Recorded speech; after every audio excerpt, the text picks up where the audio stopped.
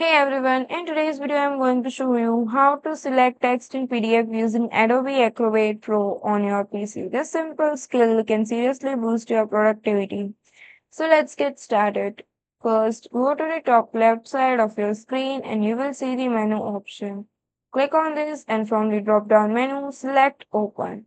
Now, select the document or PDF you want to work with and hit Open. This will open your PDF.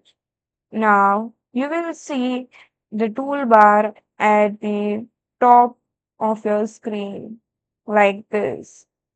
Adobe usually opens with the select tool active by default. This tool looks like a regular text cursor, but if it is not active, just find the icon that look like a mouse cursor as you can see here.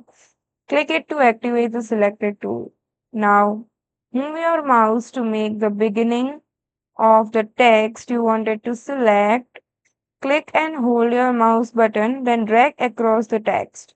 Release the button when you reach the end section. The highlighted text is now selected and ready to copy, comment on, or extract. That's it, you have just learned how to select text in a PDF using Adobe Acrobat Pro. So that's all for today. Thank you for watching.